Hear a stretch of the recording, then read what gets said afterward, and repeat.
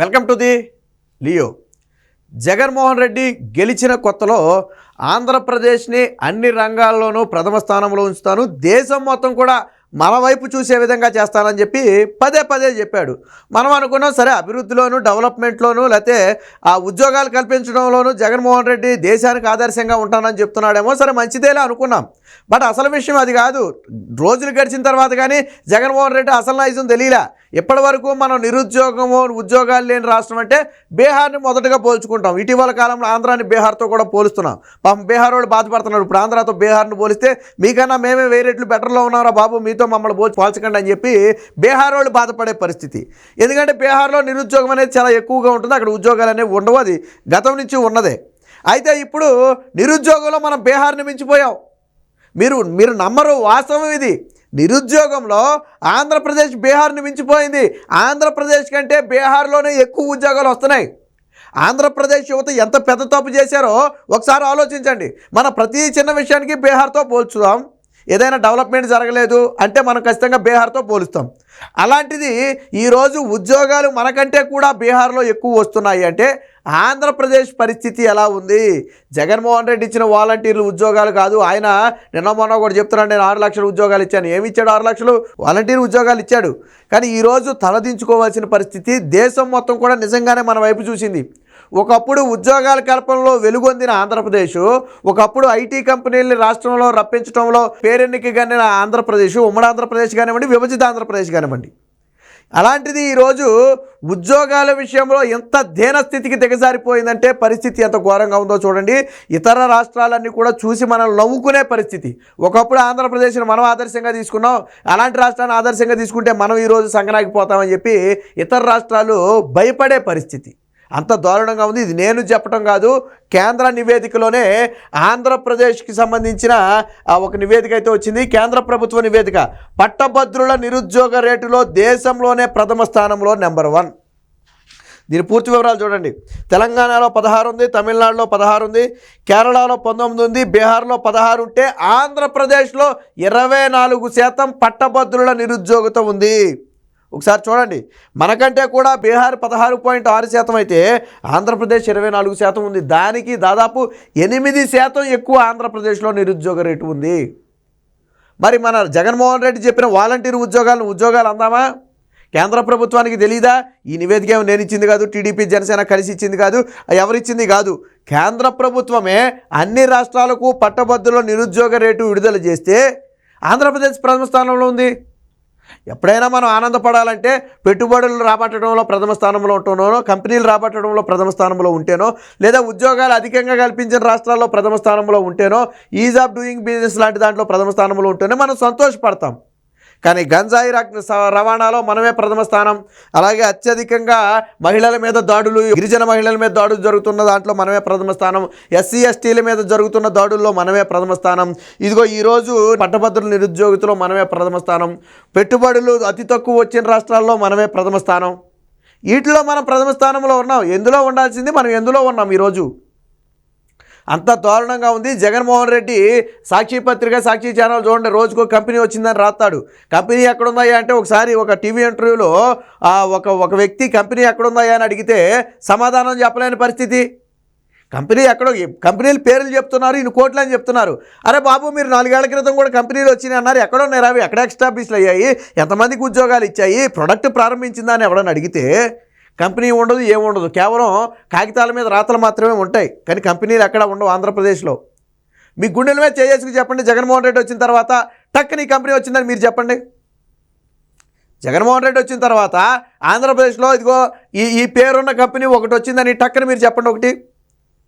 ఎంత దౌర్భాగ్యమైన పరిస్థితి. 4.5 ఏళ్ల పాలన తర్వాత కూడా ఏ కంపెనీ వచ్చిందంటే మీరు నేను కూడా ఆలోచించాల్సిన పరిస్థితి. మరి అంత దౌర్భాగ్య పరిస్థితిలో ఉంటే నిరుద్యోగ రేటు రాకేమొస్తుంది? జగన్మోహన్ రెడ్డి 2.4 లక్షల ఉద్యోగాలు ఇస్తా అన్నాడు. ఇచ్చాడా? ఎక్కడైనా ఒక ఉద్యోగం భర్తీ చేశాడా? ఒక పోలీస్ కానిస్టేబుల్ నోటిఫికేషన్ లేదు, ఒక డిఎస్సి నోటిఫికేషన్ లేదు, ఒక గ్రూప్ 1, గ్రూప్ 2, గ్రూప్ 3 నోటిఫికేషన్ లేవు, ఫారెస్ట్ డిపార్ట్మెంట్, హెల్త్ డిపార్ట్మెంట్లో నోటిఫికేషన్ లేవు. ఏ గవర్నమెంట్ సెక్టర్లోనూ పోస్టులు భర్తీ చేయలేదు. చివరికి ఆర్టీసీలో కూడా పోస్టులు భర్తీ లేదు. ఎందులోనూ పూర్తి భర్తీ చేయలేదు. 2.4 లక్షల ఉద్యోగాలు ఇస్తామని ఇవ్వలేదు. వాలంటీర్ ఉద్యోగాలు ఇచ్చి నేను ఉద్యోగాలు ఇచ్చానని చెప్తున్నాడు జగన్మోహన్ రెడ్డి. నిరుద్యోగ రేట్లు ఈ రోజు సిగ్గనిపించట్లా. బీహార్నే మించిపోయి మనం నిరుద్యోగంలో ప్రథమ స్థానంలో ఉన్నామంటే భవిష్యత్తు రేపొద్దున యువతకి ఏం సందేశం ఇవ్వాలి? రేపొద్దున ఆంధ్రప్రదేశ్లో యువత అంతా ఎటు వెళ్ళిపోవాలి? మనమే సరదాగా చెప్పుకోవట్లేదు. గతంలో ఈ బార్డర్లో ఉన్న యువత ఇటు హైదరాబాద్ కానివ్వండి, చెన్నై కానివ్వండి, అటు బెంగళూరు కానివ్వండి వెళ్ళిపోతున్నారు పొట్ట చేత పట్టుకుని యువత. ఎందుకు? ఉద్యోగాలు లేక. మనం ఏదో పప్పు బెల్లాలాగా మన అకౌంట్లో 5 రూపాయలు వేసాడా 10 రూపాయలు వేసాడని ఆలోచిస్తున్నాం తప్ప మన పిల్లలు ఆంధ్రప్రదేశ్లో ఉండకుండా ఎందుకు పక్క రాష్ట్రానికి పొట్టబట్టుకుని వెళ్తున్నారని చెప్పి ఏ రోజైనా ఆలోచిస్తే మీకు విషయం అర్థమవుద్ది. జగన్మోహన్ రెడ్డి ఇచ్చే సంక్షేమ పథకాల ముసుగులో మిమ్మల్ని మాయ చేస్తున్నాడు. మీరు ఇతర విషయాలు ఆలోచించకుండా చేస్తున్నాడు జగన్మోహన్ రెడ్డి. జగన్మోహన్ రెడ్డి సంక్షేమ పథకాలు ఇచ్చి డబ్బు ఉత్తినే కొట్టుకోవట్లా.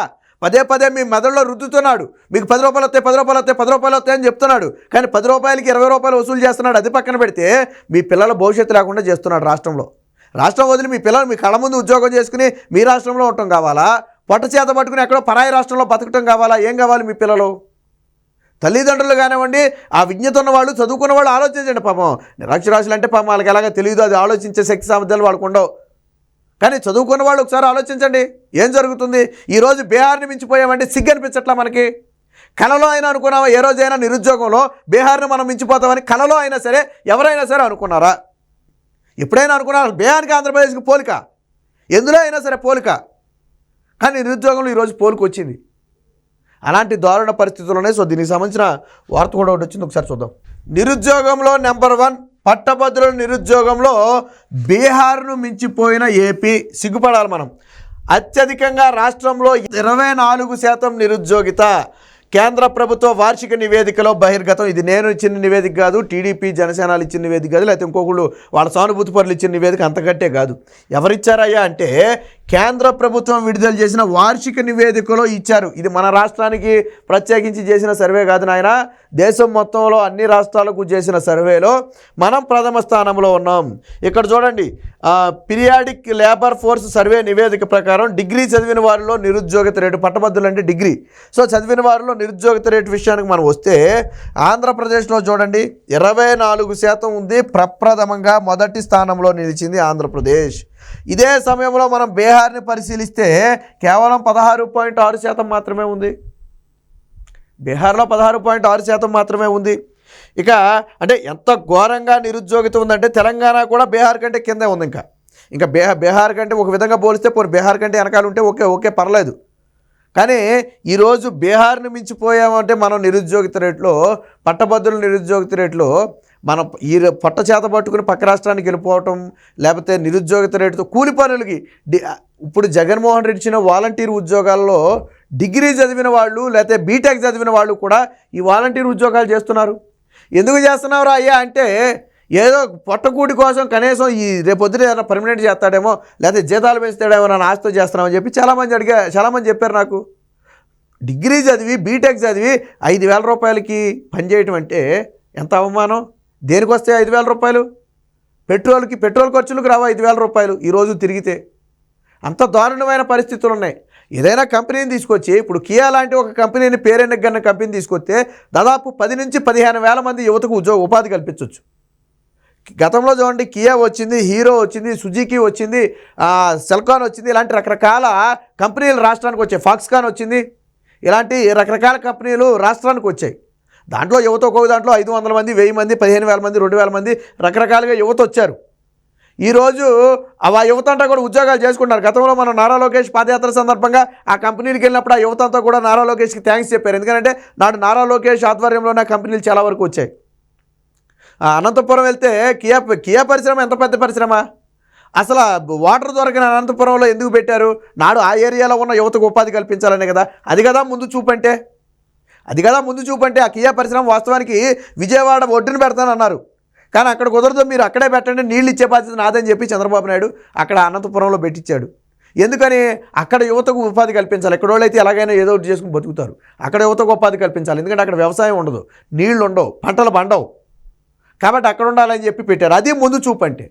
కానీ మనం వచ్చిన తర్వాత ఏదో కంపెనీ చెప్పి కియాలో ఎక్స్టెన్షన్ ప్లాంట్ కూడా ఎత్తేసి పక్క రాష్ట్రానికి వెళ్ళిపోయే పరిస్థితి. అరే జాకీ పరిశ్రమ పారిపోయింది, గల్లా జయదేవ్ గారి అమరాను బ్యాటరీ పరిశ్రమ పారిపోయింది, అలాగే లూలు పారిపోయింది, ఫ్రాంక్లిన్ టెంపుల్టన్ పారిపోయింది. ఏ కంపెనీ ఉంది? చివరికి ఆదాని, నీకు అత్యంత సన్నిహితులైన ఆదాని కూడా మొదట్లో టీడీపీ హయాంలో ఆదాని డేటా సెంటర్ పెట్టడానికి ఒప్పందం చేసుకుని తర్వాత వెనక్కి తిరిగి వెళ్ళిపోయాడు నువ్వు వచ్చిన తర్వాత. కానీ ఈరోజు నువ్వు పోర్టుని అదే ఆదానికి కట్టబెట్టావు. రిలయన్స్ కూడా 70,000 కోట్లతో ఒప్పందం కుదుర్చుకుని రిలయన్స్ ఈరోజు 1000 కోట్లు కూడా ఆంధ్రప్రదేశ్లో పెట్టుబడి పెట్టలా. గతంలో 70,000 కోట్లతో ఒప్పందం కుదుర్చుకుంది, ఈరోజు 1000 కోట్లు కూడా పెట్టుబడి పెట్టలా. ఎక్కడికి వెళ్ళిపోయి ఈ పరిశ్రమల్ని? పక్క రాష్ట్రానికి వెళ్ళిపోయి. లూలు పరిశ్రమ మొన్న ఎంత గ్రాండ్గా ఓపెన్ చేశారు తెలంగాణ హైదరాబాద్లో. అది మన దగ్గర వైజాగ్లో రావాల్సింది కదా. దానికి నాడు భూమి కేటాయించారు, వాళ్ళు ప్రహారీ గోడ కట్టుకున్నారు, ఆ మొత్తం స్ట్రక్చర్ అంతా సిద్ధం చేసుకున్నారు, దాని డిజైన్లు సిద్ధం చేసుకున్నారు. కరెక్ట్గా జగన్మోహన్ రెడ్డి వచ్చి తరిమేశాడు. ఫ్రాంక్లిన్ టెంపుల్టన్ కూడా అంతే కదా. ఈ విధంగా జగన్మోహన్ రెడ్డి రాష్ట్రానికి వచ్చిన కంపెనీలు మొత్తాన్ని తరిమేయటం వల్లే ఈరోజు నిరుద్యోగ రేట్లో మనం బీహార్ను మించిపోయి మొదటి స్థానంలో ఉన్నాం. ఏది ఏమైనా నిరుద్యోగ యువత ఇప్పటికైనా కళ్ళు తెరవాలి. జగన్మోహన్ రెడ్డి మాయ మాటలు నమ్మి నాడు ఉద్యోగాలు ఇస్తానన్నాడు కాబట్టి ఓట్లు వేశారు, నేను దాన్ని కాదంటలేదు.